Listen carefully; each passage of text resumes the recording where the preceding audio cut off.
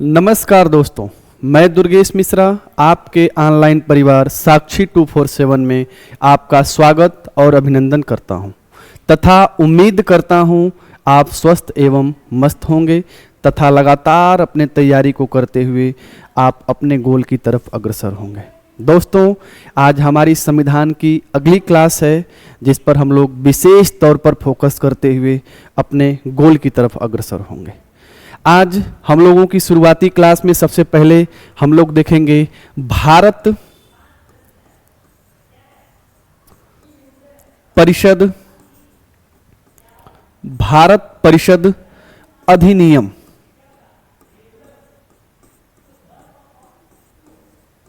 भारत परिषद अधिनियम 1892। दोस्तों, इसमें अंग्रेजियों के द्वारा निम्नलिखित सुधार किया गया, जिसमें सबसे पहला सुधार था केंद्रीय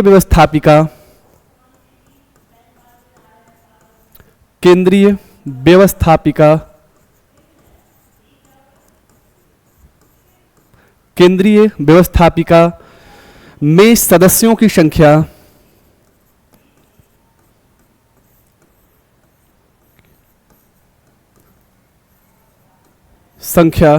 10 से बढ़ा करके 16 कर देना।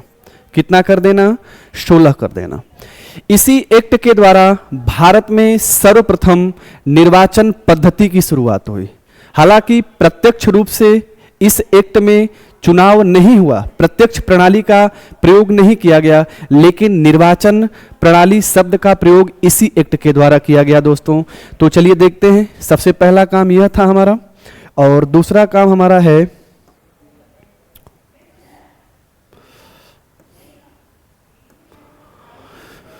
निर्वाचन पद्धति की शुरुआत। निर्वाचन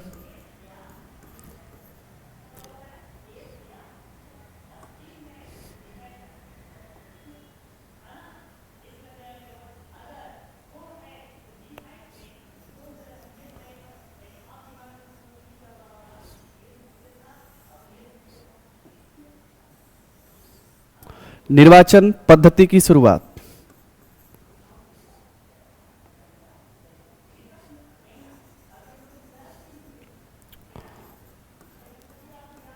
निर्वाचन पद्धति की शुरुआत। निर्वाचन पद्धति की शुरुआत। ध्यान में रखिएगा दोस्तों, इससे पहले अंग्रेजों ने भारत में लगभग 200 शासन किया, 200 सालों तक शासन किया, लेकिन शासन में भारतीयों को योगदान न ही दिलवाया गया और न ही शासन में व्यक्तिगत रूप से शासन का अंग बनाया गया।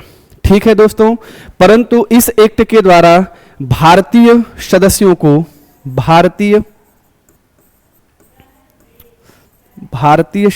को बजट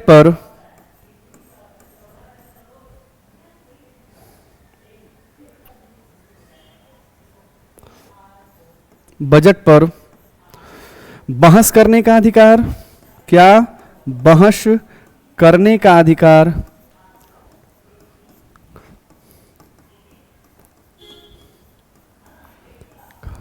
और प्रश्न पूछने का अधिकार। प्रश्न पूछने का अधिकार प्रदान किया गया। अधिकार प्रदान किया गया। प्रदान किया गया। ध्यान में रखिएगा, इसी के द्वारा, इसी शब्दों से हमारा यह एक्ट समाप्त होता है। हम लोग अपने अगले एक्ट की तरफ अग्रसर होते हैं और देखते हैं कि क्या है। हमारा अगला एक्ट होगा भारत परिषद अधिनियम। भारत परिषद अधिनियम 1909। दोस्तों, यह परीक्षा की दृष्टि से बहुत ही इंपॉर्टेंट है, इस पर थोड़ा विशेष ध्यान आप लोग दीजिएगा। इसका सबसे पहला और सबसे इंपॉर्टेंट फैक्ट यह होता है कि इसे किस और नाम से जाना जाता है। तो ध्यान में रखिएगा, इसे मार्ले मिंटो सुधार अधिनियम के नाम से भी जानते हैं। क्या? मार्ले मिंटो सुधार अधिनियम के नाम से भी जानते हैं। अब यह मार्ले मिंटो सुधार अधिनियम, इस एक्ट का नाम क्यों पड़ा, उसके पीछे का तर्क देखने का प्रयास करें। तो उस समय भारत के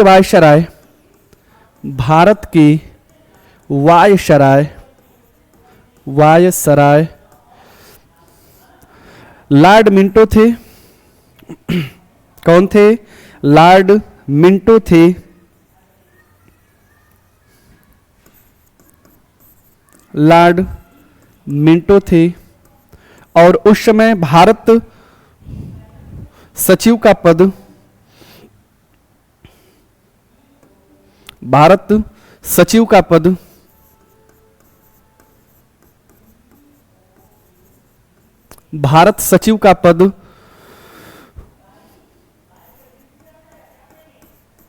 मार्ले के हाथों में था। ठीक है, तो इस एक्ट को मार्ले मिंटो सुधार अधिनियम क्यों कहा जाता है? क्योंकि उसमें भारत के वायसराय लॉर्ड मिंटो थे और भारत के सचिव कौन थे? लॉर्ड मार्ले थे।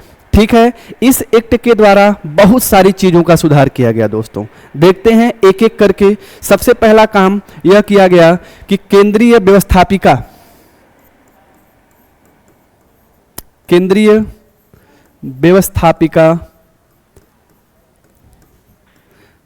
व्यवस्थापिका में सदस्यों की संख्या, किसकी? सदस्यों की संख्या जो 16 हुआ करती थी। 1892 ईस्वी में 10 से 16 हुई और इस अधिनियम के द्वारा 16 से 60 कर दी गई। कितना? 16 से 60 कर दिया गया। कितना कर दिया गया? 16 से 60 कर दिया गया। अब स्थिति को यह देखिए कि यहां से दूसरा सबसे इंपॉर्टेंट कार्य क्या हुआ, तो मुसलमानों के लिए पृथक निर्वाचन और निर्वाचन पद्धति की शुरुआत की गई। आइए थोड़ा सा इसको भी समझते हैं। अगला कार्य क्या हुआ? मुसलमानों के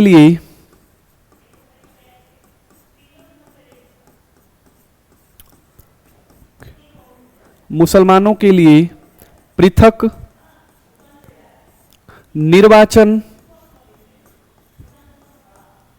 निर्वाचन पद्धति की शुरुआत की गई। किसकी? पद्धति की शुरुआत की गई।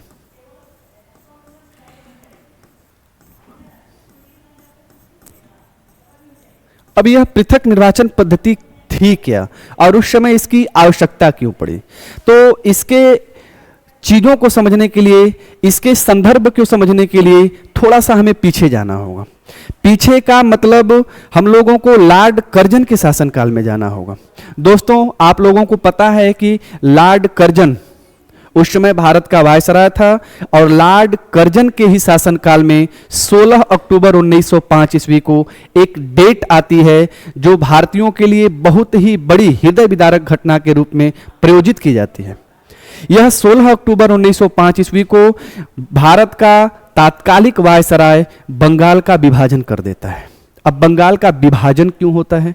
तो बंगाल का विभाजन बस सीधा सीधा यह जानिए कि अंग्रेजों की यह राजनीति थी कि फूट डालो और राज करो। क्या? फूट डालो और राज करो।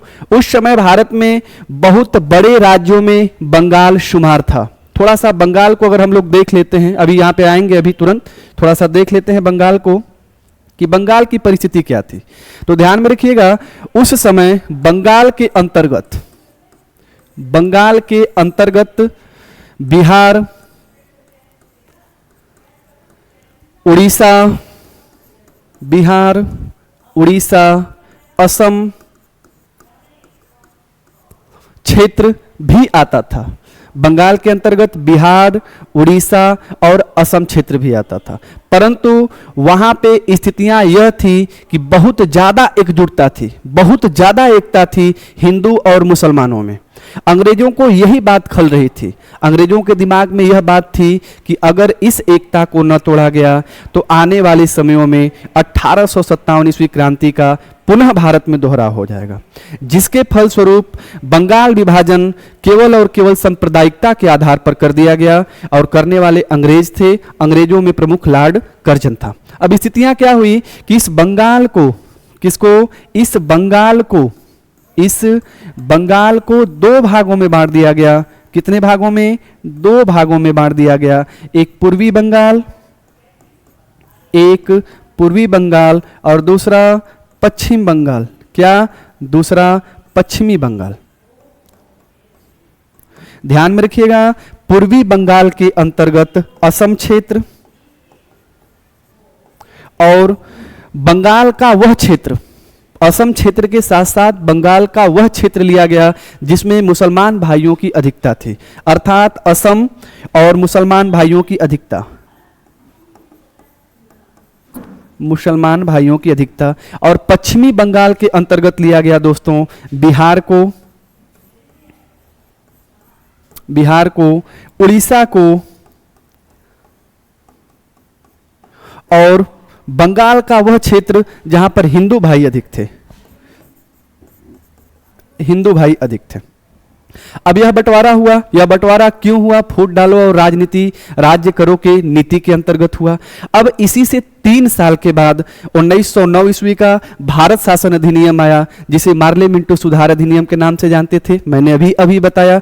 इसमें पृथक निर्वाचन पद्धति की बात हुई। अब यह पृथक निर्वाचन पद्धति क्या थी? तो ध्यान में रखिएगा, भारत में मुसलमान वर्ग जो थे इनको अपनी ओर आकर्षित करने के लिए अंग्रेजों के दिमाग में एक बात यह थी कि अगर हिंदू और मुसलमान भारत में अलग नहीं हुए तो हम लोग ज्यादा दिन तक, अधिक समय तक भारत में शासन नहीं कर सकते हैं। यही कारण था कि इन्होंने फूट डालो और राज करो नीति के अंतर्गत भारत में 1909 अधिनियम के द्वारा पृथक निर्वाचन पद्धति की शुरुआत कर दी दोस्तों। और पृथक निर्वाचन पद्धति क्या थी? इसमें मुसलमानों के लिए पृथक निर्वाचन पद्धति की शुरुआत हुई, जिसमें मुसलमान क्षेत्र में या मुस्लिम क्षेत्र में या मुस्लिम बाहुल्यता क्षेत्र में मुस्लिम ही चुनाव में खड़ा होगा और इनको वोट देने का काम भी मुसलमान भाई लोग ही करेंगे। मुसलमान भाई वोट देने का काम करेंगे। दोस्तों ध्यान में रखिएगा, इस एक्ट के द्वारा पृथक निर्वाचन पद्धति के बारे में लॉर्ड मिंटो ने मार्ले को एक खत लिखा और उस खत में बोला कि हम ऐसे सांप को पाल रहे हैं जिसका फल भविष्य में बहुत भीषण होगा, या ऐसे सर्प के दांत बो रहे हैं जिसका फल भविष्य में बहुत ही खतरनाक होने वाला है। दोस्तों इसके आगे और बहुत सारे सुधार भी हुए, जैसे भारतीयों को 1892 ईस्वी में मैंने आप लोगों को बताया था कि भारतीयों को बहस करने का अधिकार दिया गया, बजट पर बहस करने का अधिकार दिया गया था, प्रश्न पूछने का अधिकार दिया गया था, लेकिन अनुपूरक प्रश्न पूछने का अधिकार नहीं दिया गया था। अनुपूरक प्रश्न पूछने का अधिकार, ध्यान में रखिएगा, इसी एक्ट के द्वारा अनुपूरक प्रश्न पूछने का अधिकार इसी एक्ट के द्वारा दिया गया। अब आप लोगों के दिमाग में एक बात आएगी कि अनुपूरक प्रश्न किसे कहते हैं, तो एक उदाहरण के माध्यम से समझेंगे। हम सभी लोग जानते हैं कि हमारे आसपास या हमारे अगल बगल या कहीं भी किसी की मृत्यु हो जाती है तो मानव मस्तिष्क में बहुत सारे प्रश्न होते हैं, जिसमें सबसे पहला प्रश्न यह होता है कि वह कैसे गुजर गया या वह कैसे, उसकी मौत कैसे हो गई।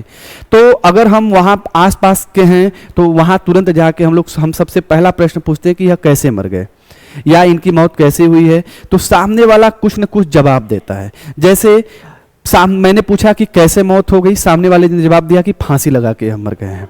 तो तुरंत मानव मस्तिष्क में या हमारे मस्तिष्क में दूसरा प्रश्न यह सबसे ज्यादा होता है कि इन्होंने क्यों फांसी लगाया। तो ध्यान में रखिएगा, मैंने सबसे पहला प्रश्न किया उस व्यक्ति से कि यह क्यों मर गए, तो यह प्रश्न था। लेकिन उधर से जब उत्तर आया कि यह फांसी लगा के मर गए, तो उसके उत्तर के एवज में जो हमारे मस्तिष्क में प्रश्न की उत्पत्ति हुई उसे ही हम लोग अनुपूरक प्रश्न कहते हैं। क्या कहते हैं? अनुपूरक प्रश्न कहते हैं। ठीक है, इसी एक्ट के द्वारा, ध्यान में रखिएगा अभी यह खत्म नहीं हुआ है, इसी एक्ट के द्वारा, पेन का कलर चेंज कर लेते हैं हम लोग थोड़ा सा, इसी एक्ट के द्वारा वायसराय की कार्यकारिणी परिषद में, किसमें? वायसराय की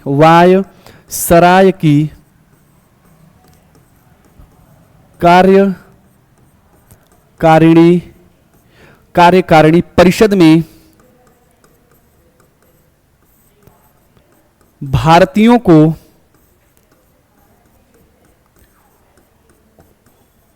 भी शामिल किया गया। किसको? भारतीयों को भी शामिल किया गया दोस्तों, शामिल किया गया।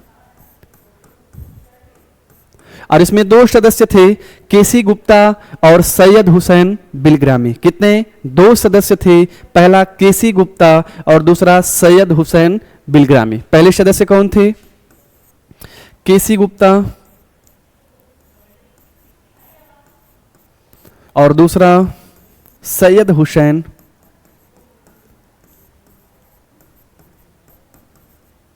बिलग्रामी। कौन थे? बिलग्रामी थे। और इसी के तहत, ध्यान में रखिएगा, इसी के तहत वायसराय की कार्यकारिणी परिषद में भी एक व्यक्ति को शामिल किया गया, वह भारतीय था। तो यहां पे मैं लिख दे रहा हूं वायसराय की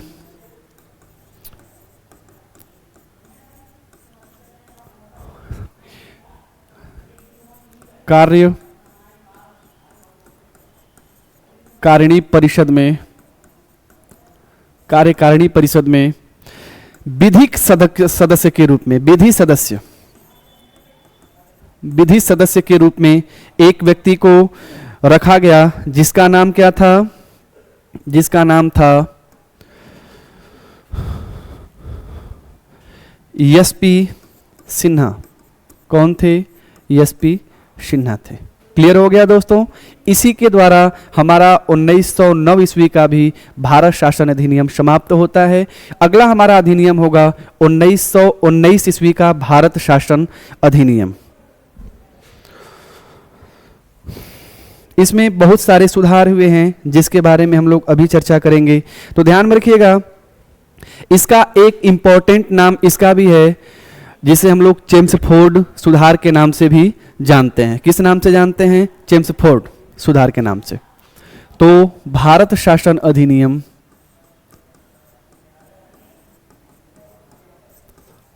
अधिनियम 1909, जिसे हम लोग पूरा नाम लिख देते हैं मॉन्टेग्यू चेम्सफोर्ड सुधार, मॉन्टेग्यू चेम्सफोर्ड सुधार के नाम से भी जानते हैं। ध्यान में रखिएगा, इस एक्ट के द्वारा ही भारत को सर्वप्रथम स्वतंत्र डोमिनियन राज्य के दर्जा की बात कही गई। किसकी बात कही गई? स्वतंत्र डोमिनियन राज्य के दर्जा की बात कही गई दोस्तों, जिस पर हम लोग अभी चर्चा करते हैं। सबसे पहला काम इसमें क्या किया गया? भारत को स्वतंत्र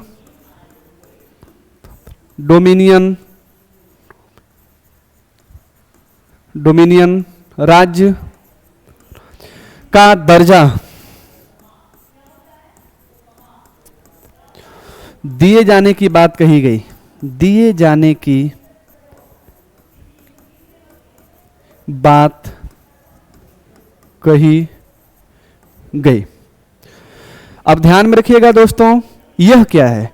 तो स्वतंत्र डोमिनियन राज्य का अर्थ होता है कि हम आपके ऊपर तो शासन में रहेंगे, लेकिन भारत या उस राज्य के अंदर आपका ही शासन चलेगा। क्लियर हो गया? दूसरा सबसे इंपॉर्टेंट कार्य हुआ था, भारत में प्रत्यक्ष चुनाव प्रणाली की शुरुआत हुई। चुनाव प्रणाली की शुरुआत हुई। तीसरा सबसे इंपॉर्टेंट कार्य क्या हुआ था? भारत में सर्वप्रथम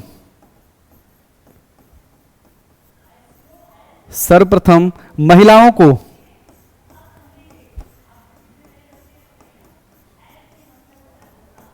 मत देने का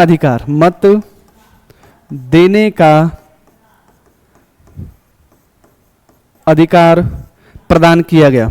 क्लियर हो गया दोस्तों? महिलाओं को सर्वप्रथम मत देने का अधिकार प्रदान किया गया, अर्थात इसके पहले भारत में महिलाओं का कोई वजूद नहीं था और भारतीयों में मत देने की कोई प्रथा महिलाओं में नहीं थी। अगला कार्य क्या हुआ इसमें? तो अगला यह कार्य होता है दोस्तों कि भारत में एक यूपीएससी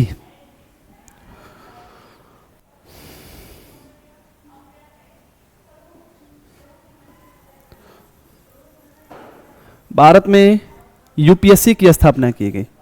यूपीएससी की स्थापना की गई। क्लियर हो गया? अब ध्यान में रखिएगा, 1909 ईस्वी में भारत शासन अधिनियम 1909 ईस्वी में जो पृथक निर्वाचन पद्धति की शुरुआत केवल मुसलमान भाइयों के लिए की गई थी, उसकी शुरुआत और उसकी वृद्धि भी अब की जाएगी इसी एक्ट के द्वारा। देखिए कैसे? इस एक्ट के द्वारा पृथक निर्वाचन पद्धति को, पृथक निर्वाचन पद्धति का विस्तार किया गया। क्या किया गया? पृथक निर्वाचन पद्धति का विस्तार किया गया। अब कैसे विस्तार हुआ इसको समझने का प्रयास करेंगे। इसमें अब 4 वर्ग बना दिए गए। कितने वर्ग बना दिए गए? 4। पहला वर्ग क्या था? पहला वर्ग ईसाई था, ईसाई। दूसरा वर्ग क्या था? यूरोपीय। और तीसरा वर्ग क्या था? आंग्ल भारतीय।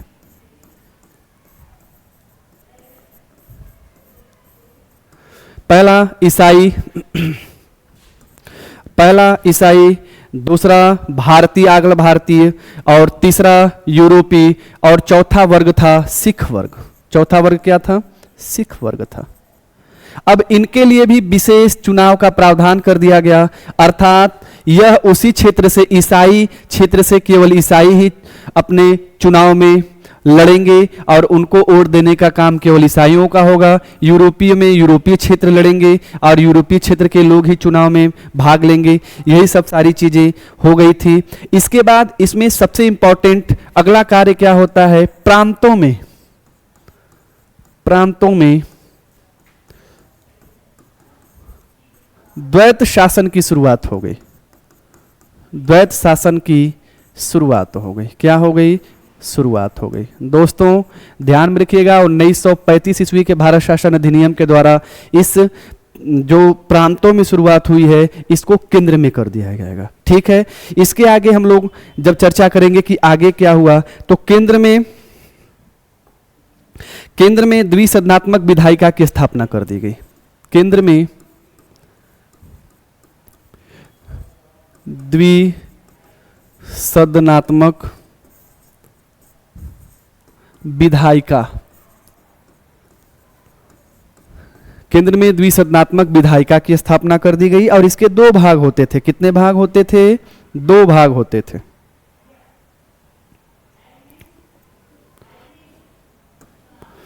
पहला भाग इसका जो होता था इसे राज्य परिषद कहते थे। क्या कहते थे? राज्य परिषद कहते थे। और दूसरा भाग जो हमारा था लल्ला, वह क्या कहलाता था? दूसरा भाग हमारा कहलाता था विधानसभा। विधानसभा। ध्यान में रखिएगा, राज्य परिषद को उच्च सदन कहते थे, उच्च सदन कहते थे, और विधान सभा को निम्न सदन कहा जाता था। क्या कहा जाता था? निम्न सदन कहा जाता था। निम्न सदन कहा जाता था। इसमें कुल 145 सदस्य थे। इसमें कुल 145 सदस्य थे, जिसमें से 105 निर्वाचित होते थे और 40 मनोनीत होते थे। क्लियर है? इसके आगे जब हम लोग चर्चा करेंगे तो इसमें क्या होता था, तो इसमें कुल 60 सदस्य हुआ करते थे। कुल कितने सदस्य? 60 सदस्य। और उसमें से 34 सदस्य निर्वाचित होते थे और 26 सदस्य मनोनीत होते थे। मनोनीत होते थे। क्लियर हो गया?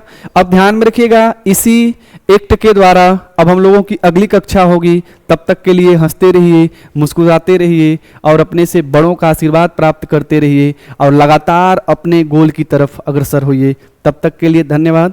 जय हिंद, जय भारत।